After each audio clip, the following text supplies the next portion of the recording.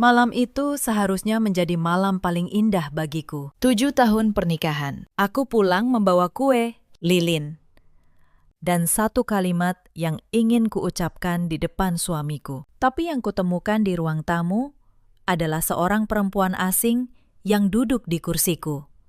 Memakai gaun merah, tersenyum padaku seperti tuan rumah. Lalu ibu mertuaku berdiri dengan suara setenang menyuruh tamu pulang. Ia berkata, "Mulai malam ini, perempuan inilah yang akan mendampingi Reza. Kau, keluarlah dari rumah ini." Suamiku tidak mengangkat wajahnya, tidak satu kali pun. Mereka pikir aku perempuan kantoran bergaji kecil yang tak punya kemana-mana. Mereka pikir mengusirku adalah hal termudah di dunia. Mereka tidak tahu siapa yang sebenarnya memiliki gedung tempat mereka semua bekerja. Halo, sahabat semua. Selamat datang kembali di kanal Cerita Kita. Ambil posisi ternyaman. Siapkan secangkir teh hangat. Dan izinkan saya menemani kalian sampai akhir. Karena kisah malam ini tentang seorang perempuan yang dianggap tidak ada akan berakhir dengan cara yang tak pernah mereka bayangkan. Nama saya Kirana, 34 tahun. Sudah 7 tahun menjadi istri. Dan sudah 7 tahun pula menjadi orang yang paling tidak dianggap di rumah ini, di mata keluarga suami. Saya hanyalah pegawai biasa di sebuah kantor di kawasan Sudirman. Berangkat pagi,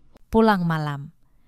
Dengan gaji yang menurut mereka tidak pantas disebut. Itulah seluruh diri saya bagi mereka. Tidak ada yang pernah bertanya kantor apa. Tidak ada yang peduli jabatan apa. Bagi mereka, cukup tahu bahwa menantu mereka pulang malam dan tidak membawa kemewahan. Itu sudah jadi alasan untuk merendahkan saya setiap hari. Suami saya bernama Reza, 37 tahun. Dulu, di tahun-tahun pertama, ia adalah lelaki yang lembut. Lelaki yang menjemput saya hujan-hujan, yang menyimpan tiket bioskop pertama kami di dompetnya. Tapi manusia bisa berubah, dan perubahan paling pelan adalah yang paling tidak terasa. Sampai kau sadar, kau sudah tinggal bersama orang asing. Ibu mertua saya bernama Bu Sumarni, 61 tahun. Perempuan yang mengukur nilai seseorang dari merek tas dan nama universitas. Sejak hari pertama saya masuk ke keluarga ini, ia sudah memutuskan bahwa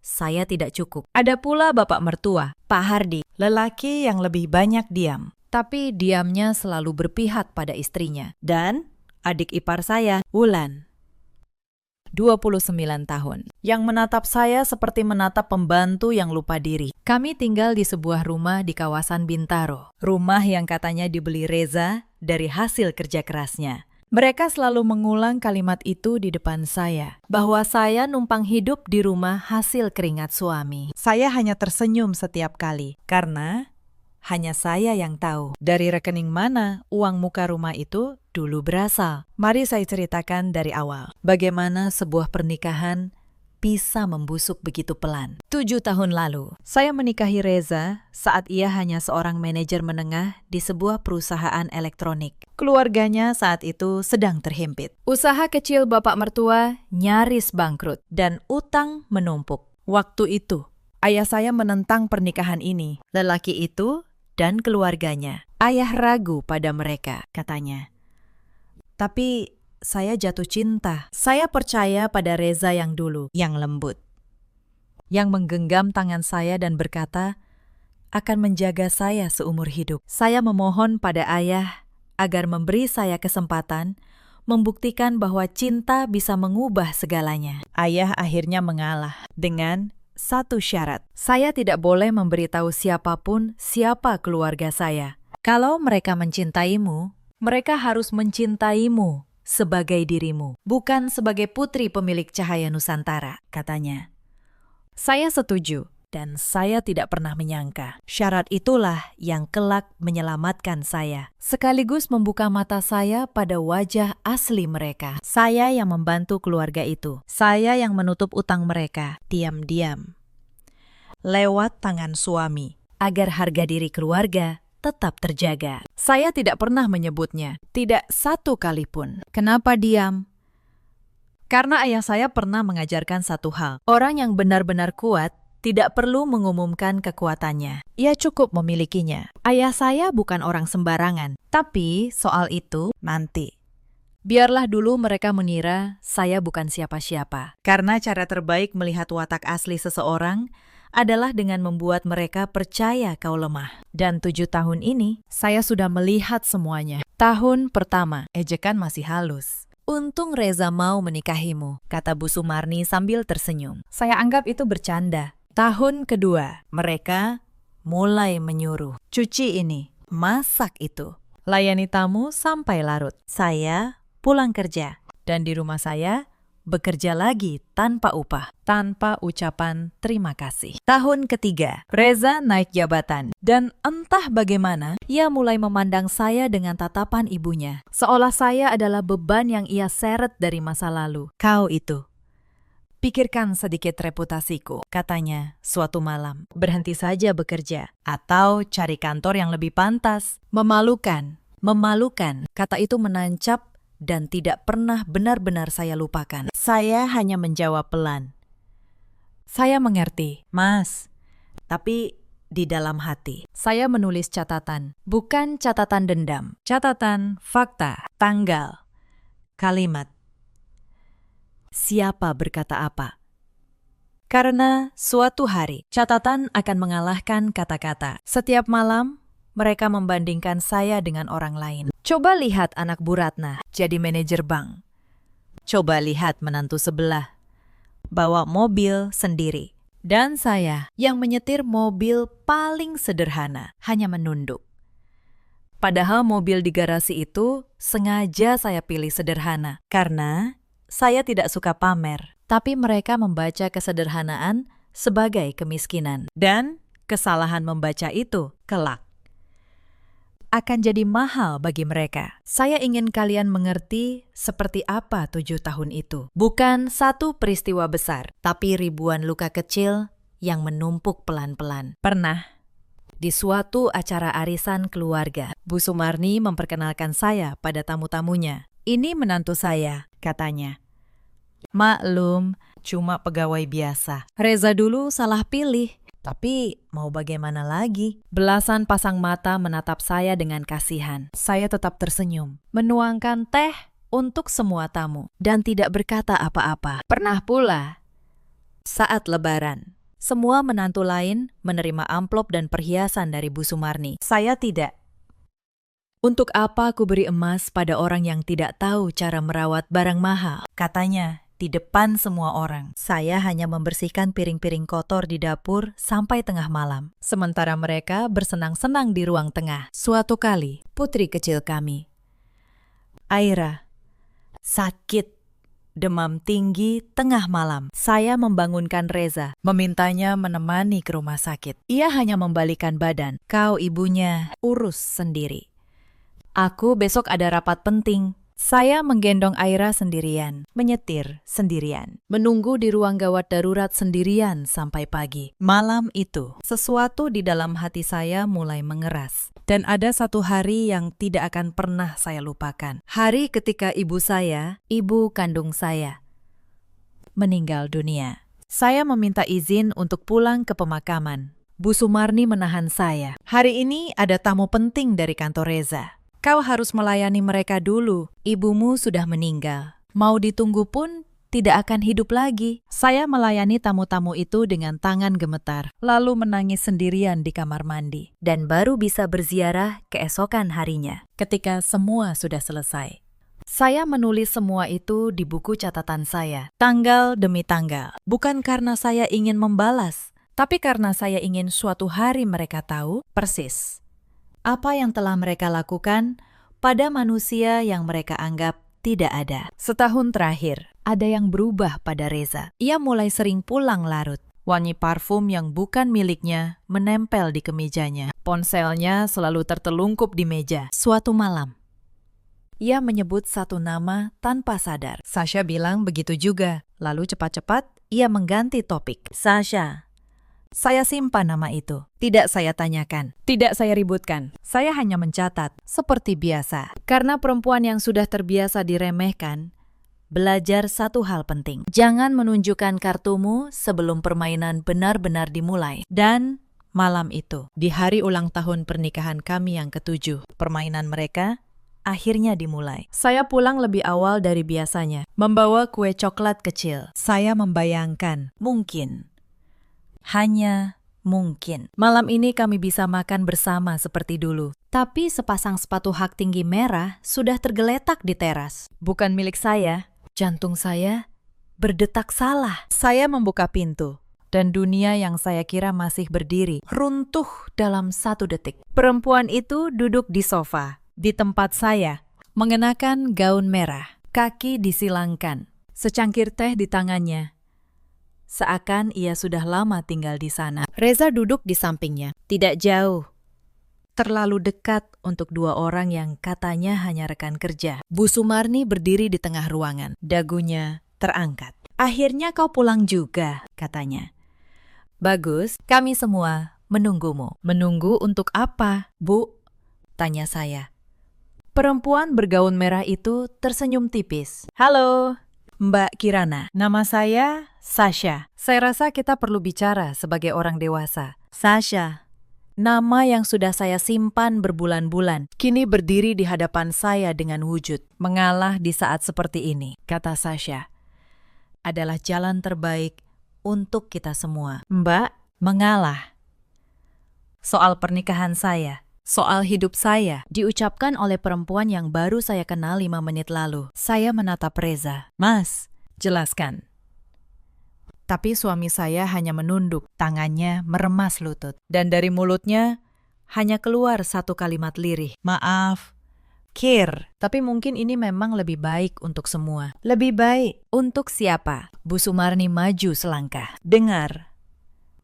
Kirana, Sasha ini perempuan terpandang. Keluarganya punya nama. Ia pantas mendampingi Reza naik lebih tinggi. Sedangkan kau 7 tahun dan kau masih jadi pegawai kecil. Kau menahan anakku jatuh, bukan membantunya naik. Saya berdiri di sana, masih memegang kotak kue coklat yang mulai melembek di tangan saya. Jadi, ibu menyuruh saya keluar dari rumah saya sendiri, kata saya pelan. Demi perempuan ini. Rumah ini milik Reza, sahut Bu Sumarni cepat. Bukan milikmu. Kau tidak punya apa-apa di sini. Saya tersenyum. Untuk pertama kalinya, malam itu, saya tersenyum. Karena di antara semua kalimat yang mereka lemparkan, 1 kalimat itulah yang paling jauh dari kebenaran. Tapi malam itu, mereka tidak tahu betapa salahnya mereka. Baik, kata saya. Saya akan keluar. Bu Sumarni terkejut sebentar, lalu wajahnya berubah puas. Nah, begitu. Ternyata kau bisa tahu diri juga. Saya meletakkan kotak kue itu di meja, pelan. Lalu, saya berbalik, mengambil 1 koper kecil dari kamar. Hanya berisi pakaian dan 1 map dokumen. Map itu. Tidak ada yang tahu apa isinya. Dan, untuk sementara, biarlah begitu. Di ambang pintu, saya berhenti sebentar. Wulan, kata saya pada adik ipar yang sedari tadi merekam dengan ponselnya. Rekam baik-baik malam ini. Kalian akan ingin memutarnya lagi suatu hari nanti. Wulan mendengus. Sok misterius. Pergi sana. Saya pergi. Saya tidak menangis di depan mereka. Air mata saya simpan untuk di dalam mobil, di mana tidak ada yang bisa menjadikannya bahan tertawaan. Malam itu, saya menyetir tanpa tujuan dengan 1 kotak kue, 1 koper, dan 7 tahun yang baru saja dibuang seperti sampah. Tapi mereka tidak tahu satu hal. Saat seorang perempuan yang sabar, akhirnya kehilangan segalanya. Ia juga kehilangan satu-satunya alasan untuk terus berpura-pura lemah. Saya menelpon 1 nomor. Nomor yang sudah lama tidak saya tekan. Nomor Bapak. Tangan saya gemetar memegang setir di pinggir jalan. Di kursi belakang, kotak kue coklat itu masih ada. Sudah hancur bentuknya. 7 tahun. Saya menatapnya. Dan untuk pertama kalinya, malam itu, saya membiarkan air mata jatuh. Bukan karena saya mencintai Reza. Cinta itu sudah lama mati. Tapi karena saya berduka untuk perempuan yang dulu masuk ke rumah itu dengan begitu banyak harapan. Dan kini, diusir di tengah malam seperti sampah. Saya berduka untuk diri saya yang dulu. Lalu, saya mengusap wajah, menarik napas, dan menekan tombol panggil. Pakistan, kata saya. Suara saya akhirnya bergetar. Saya rasa sudah waktunya saya pulang. Di seberang sana, suara berat ayah saya terdengar tenang. Tidak ada nada terkejut. Seolah ia sudah menunggu kalimat itu sejak lama. Aku sudah menunggu telepon ini selama 7 tahun. Nak, katanya. Aku tidak pernah menyukai cara mereka memperlakukanmu, tapi aku menghormati pilihanmu untuk membuktikan sesuatu. Sekarang, pulanglah. Rumah ini selalu jadi rumahmu. Saya menutup telepon. Dan untuk pertama kalinya dalam 7 tahun, saya merasa bisa bernapas dengan lega. Mobil saya berbelok, meninggalkan Bintaro, menuju sebuah rumah besar di kawasan Menteng. Rumah tempat saya tumbuh. Rumah yang tidak pernah saya ceritakan pada siapapun di keluarga Reza. Karena ayah saya, Pak Wiryo, adalah pemilik dan pendiri Cahaya Nusantara Group, salah satu kelompok usaha terbesar di negeri ini, dan perusahaan elektronik tempat Reza bekerja. Tempat ia merasa begitu hebat dengan jabatannya. Itu hanya salah satu anak usaha kecil di bawah payung perusahaan ayah saya.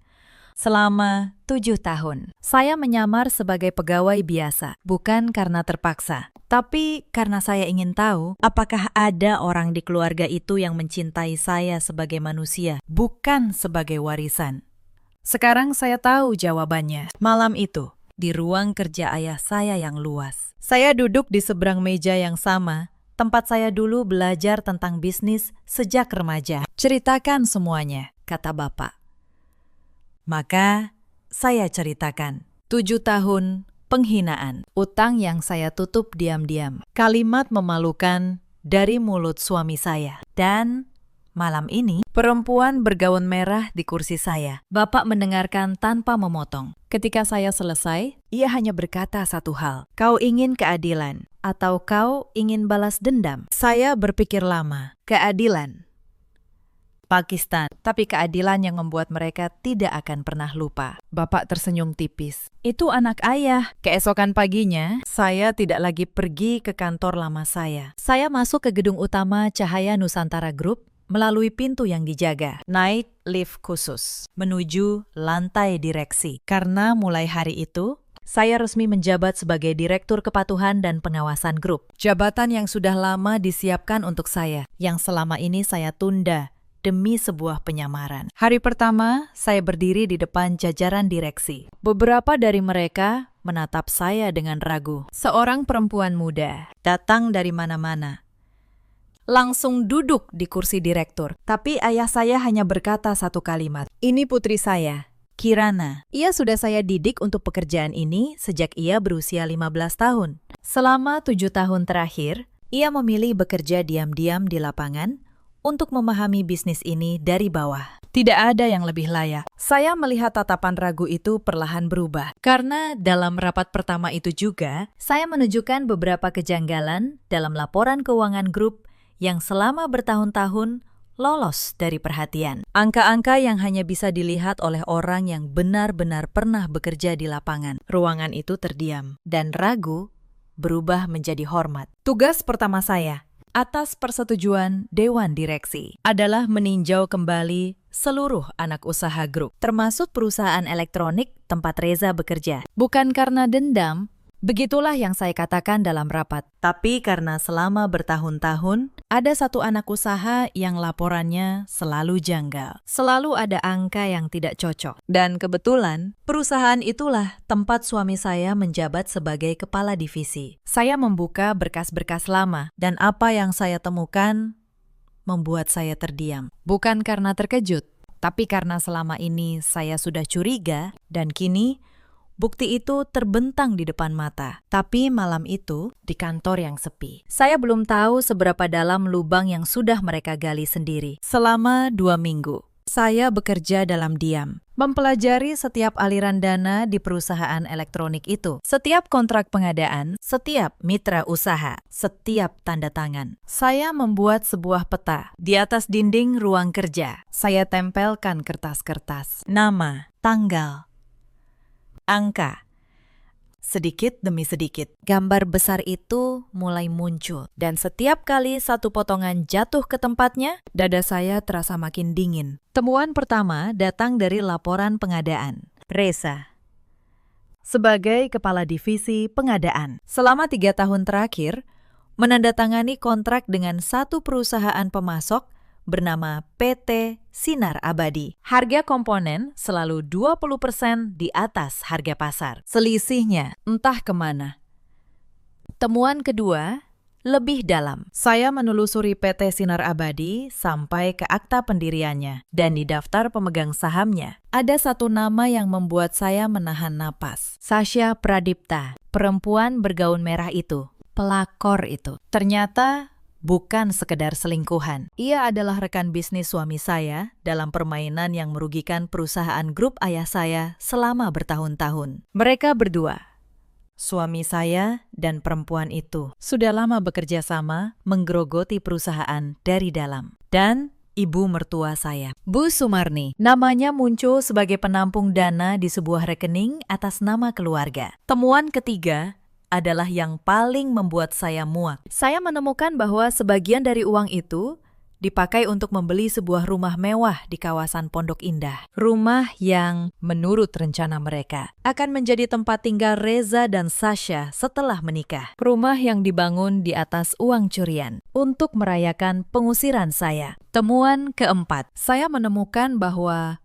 Wulan, adik ipar saya, dipasang sebagai komisaris boneka di salah satu perusahaan perantara. Ia menerima gaji bulanan tanpa pernah bekerja sehari pun. Seluruh keluarga itu ternyata hidup dari uang yang bukan hak mereka. Mereka mengusir saya bukan hanya karena perempuan baru. Mereka mengusir saya karena saya, si pegawai kecil yang rajin, mulai terlalu sering bertanya soal angka di rumah. Beberapa bulan sebelum malam itu, saya pernah tak sengaja melihat sebuah dokumen kontrak di meja kerja Reza. Dan saya bertanya, kenapa harganya begitu tinggi? Wajahnya saat itu langsung berubah. Mereka pikir menyingkirkan saya akan menutup mulut saya selamanya. Mereka tidak tahu. Mereka baru saja menyingkirkan satu-satunya orang yang punya kuasa untuk membongkar semuanya. Saya menyusun semua bukti, rapi, hitam di atas putih. Saya membuat salinan dalam 3 rangkap, menyimpannya di 3 tempat berbeda. Bukan untuk diumbar di media sosial seperti perempuan yang marah, tapi untuk diserahkan ke tempat yang benar, pada waktu yang tepat. Sementara saya bekerja. Gangguan dari keluarga itu tidak berhenti. Telepon dari Reza mulai berdatangan. Awalnya marah. Kau di mana? Kau pikir kau bisa kabur dari urusan perceraian? Saya tidak menjawab. Saya biarkan ia bicara sendiri. Lalu Bu Sumarni mengirim pesan bertubi-tubi. Mengancam akan menyebarkan kabar bahwa saya istri yang kabur dari rumah. Bahwa saya perempuan tak tahu diri. Bahwa saya menelantarkan suami. Ia bahkan menelpon beberapa kerabat saya yang lama. Menceritakan versi cerita yang sudah ia balik sedemikian rupa. Saya membiarkannya. Karena saya tahu, sebentar lagi, tidak ada satupun dari kerabat itu yang akan percaya padanya. Suatu hari, Wulan datang ke kantor lama saya. Kantor yang sudah saya tinggalkan. Sambil membawa kamera. Ia ingin merekam saya sedang bekerja sebagai pegawai rendahan untuk dijadikan bahan tertawaan. Tapi tentu saja, saya sudah tidak ada di sana. Petugas keamanan hanya berkata bahwa tidak ada pegawai bernama Kirana di lantai itu. Wulan pulang dengan bingung. Masih tidak mengerti, lalu mereka mencoba cara lain. Cara yang paling rendah. Suatu sore, Bu Sumarni menelponku. Kali ini, nadanya berubah. Manis dibuat-buat. Kirana. Soal Aira.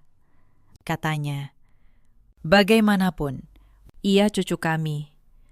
Kalau kau mau kami tenang, bawa ia ke sini. Biar ia tinggal bersama keluarga ayahnya. Itu lebih baik untuknya. Saya tahu persis apa yang mereka mau. Mereka mulai mencium bahwa ada sesuatu yang tidak beres di perusahaan. Dan mereka ingin Aira sebagai jaminan. Anak 2 tahun, dijadikan alat tawar-menawar. Bu, kata saya, tenang. Saat ibu mengusir saya di malam hari ulang tahun pernikahan kami, apakah ibu memikirkan Aira? Saat Reza melepaskan nafkah anaknya sendiri di pengadilan, apakah ada yang ingat pada Aira? Sekarang, ketika ibu butuh sesuatu, baru Aira jadi cucu yang berharga. Tidak. Bu, putri saya bukan kartu tawar. Jangan pernah hubungi saya soal ini lagi. Saya tutup telepon. Tangan saya gemetar, bukan karena takut.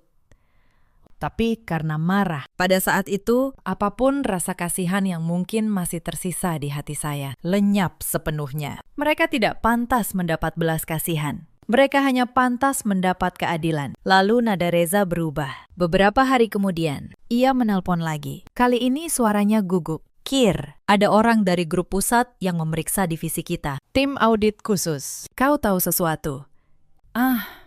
Tidak mungkin. Kau kerja di perusahaan kecil. Mana mungkin tahu? Lupakan. Saya hampir tertawa. Ia masih mengira saya pegawai kecil. Bahkan saat tanah di bawah kakinya mulai longsor. Ia tetap tidak bisa membayangkan bahwa perempuan yang ia usir adalah orang yang menggerakkan semuanya. Suatu pagi, tim audit grup turun langsung ke kantor perusahaan elektronik itu. Mereka menyegel ruang kerja Reza, meminta seluruh dokumen, dan memeriksa setiap komputer. Saya mendengar laporannya dari Pak Tono. Katanya, Reza berdiri di tengah ruangan dengan wajah pucat. Berkali-kali bertanya, siapa yang memerintahkan pemeriksaan ini? Dan tidak ada satupun yang menjawab. Para karyawan yang dulu menghormatinya, kini menatapnya dengan tatapan berbeda. Pada hari itu, ia menelepon ibunya dengan panik. Dan Bu Sumarni, yang dulu begitu garang, hanya bisa berkata, "Tenang, Nak, pasti ini salah paham. Keluarga kita tidak mungkin disentuh siapa-siapa. Mereka masih tidak tahu siapa yang berdiri di balik semua ini. Mereka masih mengira diri mereka tak tersentuh. Itulah harga dari merendahkan seseorang terlalu lama. Kau menjadi buta pada bahaya yang berdiri tepat di depanmu. Dalam proses ini, saya tidak sendirian. Ada Pak Tono, kepala tim hukum grup. Lelaki tua yang sudah bekerja untuk ayah saya sejak saya masih kecil. Ia membantu saya memastikan setiap langkah berjalan sesuai hukum. Tidak ada celah, tidak ada yang bisa dibalik. Bu Kirana, katanya suatu malam, sambil menata berkas. Anda yakin ingin meneruskan ini sampai akhir? Mereka tetap keluarga ayah dari putri Anda. Saya menatap tumpukan dokumen itu lama. Pak Tono, kata saya, selama 7 tahun saya memilih diam demi keutuhan keluarga itu. Saya menutup utang mereka. Saya menelan setiap hinaan. Saya bahkan tidak pulang ke pemakaman ibu saya sendiri demi melayani tamu mereka. Dan apa balasannya? Mereka membawa perempuan lain ke kursi saya dan menyuruh saya keluar di malam hari ulang tahun pernikahan kami. Tidak. Pakistan. Saya tidak meneruskan ini karena dendam. Saya meneruskan ini karena uang yang mereka curi itu adalah uang ribuan karyawan grup ini. Keadilan tidak boleh berhenti hanya karena pelakunya kebetulan pernah saya panggil keluarga. Pak Tono mengangguk pelan. Ayah Anda benar, Anda memang berbeda. Sementara itu, ada satu momen yang ingin saya ceritakan. Suatu sore, sebelum semua meledak, saya sengaja datang sekali lagi ke rumah Bintaro untuk mengambil sisa barang saya, kata saya. Tapi sebenarnya, untuk melihat wajah mereka satu kali terakhir sebelum dunia mereka runtuh. Bu Sumarni membuka pintu dengan wajah masam. Mau apa lagi kau kesini? Hanya mengambil barang. Bu, kata saya, tenang. Sasha duduk di ruang tengah. Masih di kursi yang sama, tersenyum, mengejek. Reza berdiri di dekat tangga, menghindari tatapan saya. Cepat ambil dan pergi, kata Bu Sumarni. Jangan kotori rumah ini lebih lama. Saya mengambil kotak kecil berisi barang saya. Lalu, di ambang pintu, saya berhenti dan menoleh pada mereka semua. Bu, kata saya. Saya ingin berterima kasih. Bu Sumarni mengernyit. Terima kasih untuk apa? Untuk mengajari saya satu hal penting, bahwa kesetiaan yang diberikan pada orang yang salah hanya akan dianggap kelemahan. 7 tahun saya belajar itu dari ibu. Sekarang, saya sudah lulus. Sasha tertawa kecil. Sok bae Jack. Pegawai kecil, tetap pegawai kecil. Mbak, saya menatapnya. Mungkin, kata saya. Tapi ingat kalimat itu baik-baik, ya. Suatu hari, kau akan ingin menariknya kembali. Saya pergi. Mereka tertawa di belakang saya, mengira saya hanya berlaga. Mereka tidak tahu bahwa esok lusa, tawa itu akan berubah menjadi tangisan. Sementara itu, Undangan pernikahan Reza dan Sasha sudah disebar. Mereka tidak menunggu perceraian selesai. Bu Sumarni bahkan memajang foto Sasha di ruang tamu, menggantikan foto pernikahan saya yang dibuang entah kemana. Wulan mengunggah foto-foto persiapan pesta di media sosial. Akhirnya keluarga kami dapat menantu yang pantas, tulisnya. Yang lama cuma beban. Saya membaca semua itu dengan tenang. Setiap kalimat hinaan saya simpan. Bukan untuk menyakiti diri sendiri, tapi karena saya tahu suatu hari semua ini akan jadi catatan tentang siapa mereka sebenarnya. Saya tidak membalas satupun. Diam saya bukan kelemahan. Diam saya adalah perhitungan. Dan akhirnya pagi itu tiba. Di gedung utama Cahaya Nusantara, Dewan Direksi menggelar rapat tertutup. Hasil audit Divisi Pengadaan Perusahaan Elektronik resmi diserahkan. Bersama rekomendasi. 3 nama disebut sebagai pihak yang diduga melakukan penggelapan dan persekongkolan dalam pengadaan. Reza Mahendra, Sasha Pradipta, dan 1 rekening penampung atas nama Sumarni Wibowo. Kerugian perusahaan ditaksir mencapai 12 miliar rupiah selama 3 tahun.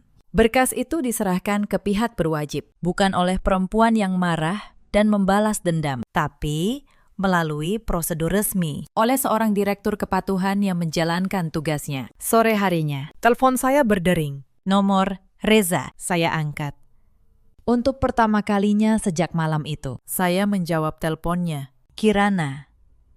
Suaranya panik. Tidak ada lagi nada merendahkan. Ada penyelidikan. Mereka membekukan rekening. Aku tidak mengerti apa yang terjadi. Kau dengar sesuatu. Saya dengar banyak hal. Mas, kata saya, tenang. Tolong, kalau kau tahu siapa yang melakukan ini, tolong bicara pada mereka. Aku suamimu, mantan suami, kata saya. Dan saya tidak perlu bicara pada siapapun. Mas, karena yang mengajukan audit itu adalah saya. Hening panjang di seberang sana. Lalu, suara tercekat. Kau, apa maksudmu? Nama saya Kirana Wiryo, kata saya.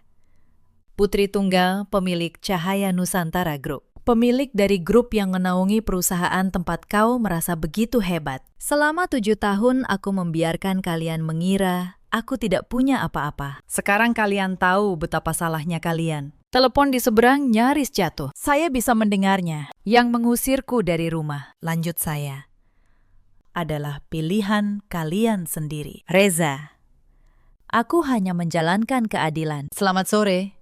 Saya tutup telepon itu. Tak lama, telepon berikutnya masuk. Bu Sumarni. Suaranya melengking. Apa yang kau lakukan? Kau mau menghancurkan keluarga kami. Beraninya orang sepertimu. Selamat sore. Bu, kata saya. Orang seperti saya, ibu bahkan tidak pernah tahu siapa saya. Itu masalah ibu, bukan masalah saya. Awas kau, aku akan cari tahu cara kotormu jadi direktur. Silakan cari, jawab saya. Saya tidak melakukan satu pun kesalahan. Yang melakukan kesalahan adalah orang-orang yang namanya sekarang ada di berkas penyelidikan. Periksa saja sendiri. Saya tutup telepon itu juga. Mereka masih berteriak ke ruang kosong. Mereka masih tidak mengerti bahwa badai ini mereka panggil sendiri. Malam itu, berita mulai bermunculan. Sebuah perusahaan elektronik di bawah grup besar tengah diselidiki atas dugaan korupsi pengadaan. Beberapa nama disebut, aset dibekukan. Pernikahan Reza dan Sasha yang seharusnya digelar minggu itu dibatalkan dalam semalam. Gedung sudah disewa, undangan sudah disebar. Tapi tidak ada pengantin yang bisa berdiri di pelaminan ketika keduanya sedang dimintai keterangan. Sasha menghilang lebih dulu. Perempuan yang dulu duduk di kursi saya dengan begitu percaya diri, kini sibuk menyelamatkan dirinya sendiri, meninggalkan Reza tanpa menoleh. Karena bagi perempuan, seperti itu. Cinta hanya selama ada uang, dan uang sudah dibekukan. Saya kemudian tahu, melalui Pak Tono, bahwa Sasha bahkan menyerahkan semua bukti komunikasi dengan Reza kepada penyidik. Ia berusaha menjadikan dirinya saksi yang bekerja sama, agar hukumannya ringan. Ia melemparkan seluruh kesalahan pada Reza, lelaki yang demi dirinya telah membuang istri dan anaknya. Kini dibuang juga olehnya tanpa belas kasihan. Begitulah persekutuan yang dibangun di atas keserakahan. Ia runtuh justru di saat paling dibutuhkan. Lalu terjadilah sesuatu yang tidak saya duga. Suatu malam, mobil ayah saya tiba di rumah Menteng, dan di belakangnya menyusul sebuah mobil tua. Dari dalamnya turun Bu Sumarni dan Pak Hardi. Mereka datang ke rumah ayah saya. Saya mengintip dari jendela lantai 2. Bu Sumarni, perempuan yang dulu mengangkat dagunya di depan saya, kini berdiri di teras dengan tubuh membungkuk. Ketika Bapak keluar menemui mereka, Bu Sumarni langsung menangis. "Pak Wiryo, tolong," katanya. "Saya tidak tahu kalau Kirana adalah putri Bapak. Sungguh, saya tidak tahu. Kalau saya tahu, tidak mungkin saya berani. Tolong, hentikan penyelidikan ini. Anak saya bisa masuk penjara." Ayah saya menatap mereka dengan tenang. "Bu," katanya dengan suara berat. "Anda berkata, kalau Anda tahu Kirana, putri saya, Anda tidak akan berani memperlakukannya seperti itu. Apakah Anda mendengar perkataan Anda sendiri?" Bu Sumarni terdiam. "Artinya," lanjut Bapak, "Anda memperlakukannya seburuk itu karena Anda mengira ia tidak punya siapa-siapa. Karena Anda mengira ia lemah dan tak berdaya. Bukan harga diri Anda yang menahan Anda berbuat jahat, melainkan ketakutan akan kekuasaan. Itulah masalah Anda yang sebenarnya." Pak Hardi mencoba bicara. "Pakistan, kami mohon. Demi cucu kami, Aira." Ayah saya tersenyum dingin. "Cucu Anda. Saya dengar di rumah ini, Anda dan keluarga Anda hendak menukar Aira di pengadilan supaya sama-sama enak. Jangan pakai nama cucu untuk menyelamatkan diri sekarang. Dan satu hal yang membuat saya bangga pada ayah saya seumur hidup, ia tidak meninggikan suara sedikit pun. Ia hanya berkata, penyelidikan ini bukan urusan keluarga. Ini urusan hukum. Uang yang anak Anda curi adalah uang dari ribuan karyawan saya. Saya tidak punya kuasa untuk menghentikannya. Dan seandainya pun punya, saya tidak akan. Pulanglah." Mereka pulang dengan tangan kosong. Saya tidak turun menemui mereka. Tidak perlu, karena keadilan tidak butuh kemenangan yang berisik. Beberapa hari kemudian, kami bertemu di ruang sidang. Bukan sidang pidana itu, melainkan sidang perceraian di pengadilan agama. Reza datang dengan wajah yang sudah berbeda. Tidak ada lagi kesombongan. Hanya seorang lelaki yang baru sadar telah menukar emas dengan kerikil. Dan kini tidak punya keduanya. Sebelum sidang dimulai, ia sempat mendekati saya di lorong pengadilan. "Kir," katanya lirih, "aku salah. Aku tahu aku salah. Tapi tolong, demi 7 tahun kita, ringankan sedikit hukuman ibuku." Saya menatapnya. 7 tahun kita," kata saya. "Mas, selama 7 tahun itu, kau pernah membelaku 1 kali saja. Saat ibumu menghinaku, kau diam. Saat aku menutup utang keluargamu, kau biarkan mereka mengira aku numpang hidup. Saat ibuku meninggal dan aku tidak boleh pulang, kau di mana? Sekarang kau bicara soal 7 tahun kita. Tidak ada kita, Mas. Hanya ada aku yang bertahan dan kalian yang menikmati." Reza menunduk. Tidak ada satu kata pun yang bisa ia balas. Hakim membuka berkas mengenai hak asuh anak. "Saudara memiliki seorang putri berusia 2 tahun. Benar?" "Ya, saya belum sempat menceritakannya. Kami memiliki seorang putri kecil, Aira, 2 tahun. Selama ini ia tinggal bersama saya sejak malam pengusiran itu." Reza berbisik dengan pengacaranya, lalu mengangkat wajah. "Saya menyerahkan hak asuh sepenuhnya pada istri saya. Dan saya juga melepaskan kewajiban nafkah." Ruang sidang sempat hening. Bahkan hakim tampak terkejut. Bu Sumarni yang duduk di belakang menimpali. "Sebagai gantinya, kami tidak menuntut harta bersama supaya sama-sama selesai, beres. Kan saya menoleh padanya. 'Bu,' kata saya, 'Aira itu cucu ibu, bukan barang dagangan yang bisa ditukar supaya sama-sama enak.'" Bu Sumarni terdiam. Untuk pertama kalinya, ia tidak punya kalimat untuk membantah. Hakim menyimpulkan dengan tegas. Hak asuh penuh jatuh pada saya. Soal nafkah, hakim menjelaskan bahwa secara hukum, Itu kewajiban yang tak bisa begitu saja dilepaskan. Saya berdiri. Saya menolaknya. Yang mulia, kata saya. Saya akan membesarkan putri saya dengan kekuatan saya sendiri. Saya tidak memerlukan 1 rupiah pun dari pihak yang pernah menyebut saya memalukan. Reza menatap saya, dan di tatapan itu untuk sesaat ada sesuatu yang menyerupai rasa terima kasih, yang justru membuat saya merasa jijik. Sidang selesai. Saya melangkah keluar tanpa menoleh ke belakang. 7 tahun yang membusuk itu akhirnya selesai dalam 1 pagi. Bulan-bulan berikutnya bergerak cepat, seperti air yang akhirnya menemukan jalannya. Perusahaan elektronik itu direstrukturisasi total di bawah pengawasan grup. Reza kehilangan jabatan, kehilangan nama, dan menghadapi proses hukum yang panjang. Pengadilan menjatuhkan hukuman penjara untuk peran utamanya dalam penggelapan, meski sebagian dikurangi karena pengembalian aset. Setelah keluar nanti, tidak ada satupun perusahaan besar yang mau menerima lelaki dengan catatan seperti itu.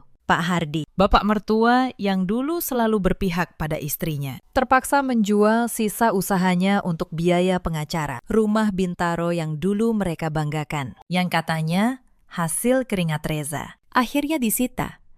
Karena sebagian uang mukanya ternyata berasal dari dana yang bermasalah. Mereka harus pindah ke sebuah kontrakan kecil di pinggiran kota. Bu Sumarni, yang dulu mengukur orang dari merek tas dan nama universitas, menghadapi proses hukum atas rekening penampung yang dipakai keluarganya. Ia mendapat hukuman percobaan dengan kewajiban mengembalikan dana. Kemewahan yang ia banggakan satu persatu lenyap. Tas-tas mahalnya dijual untuk membayar denda. Perempuan yang dulu malu punya menantu pegawai kecil, kini harus bekerja membantu di dapur sebuah rumah makan untuk menyambung hidup. Wulan menghapus semua unggahannya. Akun yang dulu penuh pamer, kini sunyi. Posisi komisaris boneka yang dulu memberinya gaji tanpa kerja, tentu saja hilang. Untuk pertama kalinya dalam hidupnya, ia harus benar-benar mencari pekerjaan. Tidak ada lagi foto menantu yang pantas. Karena menantu yang pantas itu pun sudah lama menghilang, meninggalkan keluarga itu dalam reruntuhan yang mereka bangun sendiri. Dan Sasha, perempuan bergaun merah itu lolos dari hukuman berat karena bekerja sama dengan penyidik. Tapi namanya sudah tercemar di kalangan bisnis. Tidak ada yang mau berurusan dengannya lagi. Ia menghilang ke kota lain, memulai dari nol, membawa reputasi sebagai perempuan yang mengkhianati semua orang demi dirinya sendiri, termasuk lelaki yang demi dirinya telah membuang keluarganya. Saya tidak menikmati kehancuran mereka, sungguh. Saya hanya merasa semua kembali ke tempatnya. Apa yang mereka tabur, akhirnya mereka tuai sendiri. Saya bahkan di satu titik merasa kasihan.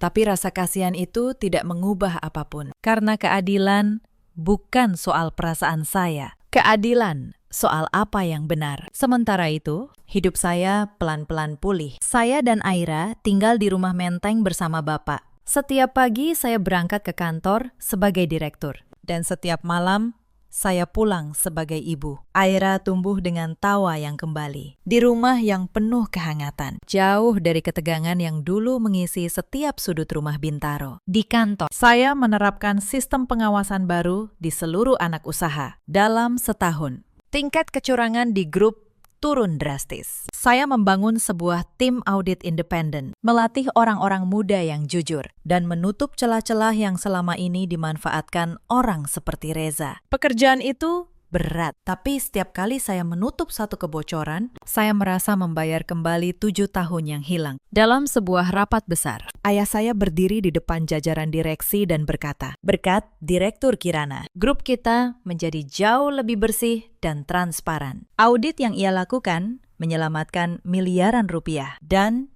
yang lebih penting, mengembalikan kepercayaan ribuan karyawan kita." Tepuk tangan memenuhi ruangan, dan untuk pertama kalinya dalam bertahun-tahun, nama saya disebut dengan hormat, bukan dengan ejekan.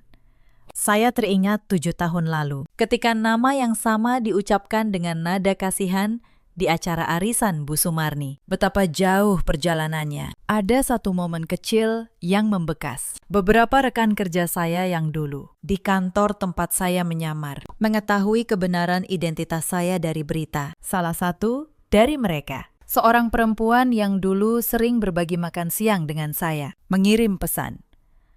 Mbak Kirana, ternyata kau orang besar dan kau tidak pernah memperlakukan kami yang kecil dengan rendah. Itulah yang membuatmu pantas. Pesan itu lebih dari semua gelar, membuat saya merasa berhasil. Suatu sore, di koridor kantor, saya bertemu seseorang yang tak terduga. Reza, berdiri dengan seragam kurir, memegang amplop dokumen di tangannya. Wajahnya kuyu, tubuhnya kurus. Kirana, katanya pelan.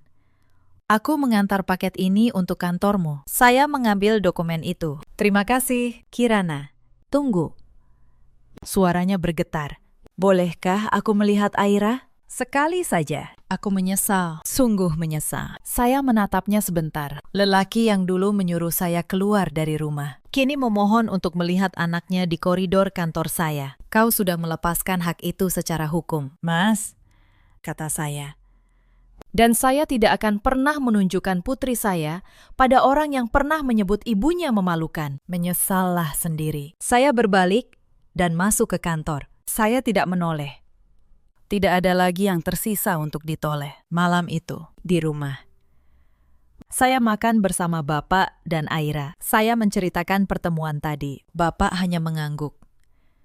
Itu akibat perbuatannya sendiri. Lalu Aira kecil, dengan suaranya yang masih cadel, berkata, Mama besok ke kantor lagi. Iya. Sayang, Mama harus bekerja. Mama hebat, katanya.